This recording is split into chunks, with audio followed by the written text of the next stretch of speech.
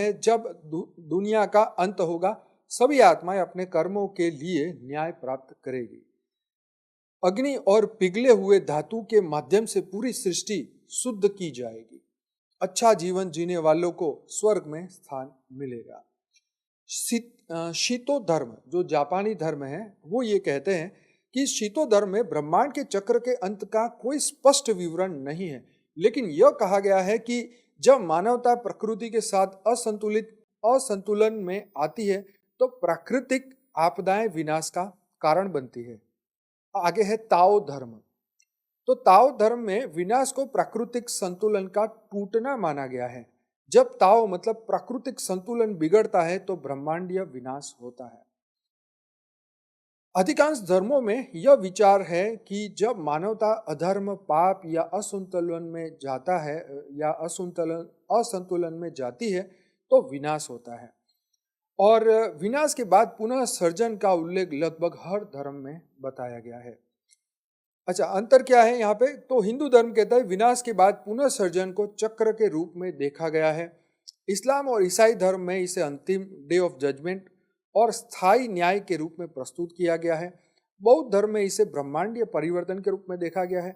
सभी धर्म विनाश को केवल अंत नहीं बल्कि एक नया आरंभ या शुद्धिकरण का हिस्सा मानते हैं। यह दर्शाता है कि विनाश आवश्यक रूप से नकारात्मक नहीं है बल्कि एक नया संतुलित स्थापित करने का माध्यम है। विनाश को ब्रह्मांडीय चक्र का हिस्सा मानकर धर्म मानवता को अधर्म से बचाने और सृष्टि के साथ सामंजस्य बनाए रखने का संदेश देता है। तो भाई देखो, विनाश तो सब जानते हैं, लेकिन हमारे सनातन धर्म में कहा है कि जब विनाश होगा तो जब नया सृजन होगा। तो हमारे शास्त्रों में यह भी उल्लेख है कि जब शिव सूर्य में प्रवेश करते हैं या भगवान विष्णु जो है वो 12 सूर्यों की अग्नि पैदा करते हैं, जैसे इसी सभी में बताया गया है कि अग्नि तत्व बढ़ जाता है पृथ्वी पर, तो पूरी सृष्टि जो है उसका नाश होता है और दोबारा जो जिस योनि में है, जो जीव जिस योनि में है, शिव उसे अपने अंदर समा लेते हैं और फिर शिव कुछ समय बाद पुनः फिर स्थापना करते हैं और नई सृष्टि बनाते हैं।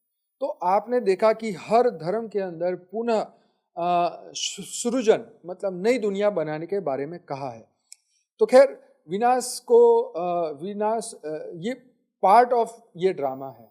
सृजन भी होता है, विनाश भी होता है। आप देखिए तो हमारे सनातन धर्म में तो कई बार ये चक्र चल चुका है। ये कोई पहली बार विनाश नहीं हुआ और ना ही कोई पहली बार सर्जन हुआ है, ये कई बार हो चुका है। तो हमें ये इससे डरना नहीं है, हमें जागृत होना चाहिए, हमें अपनी अवेयरनेस बढ़ानी है।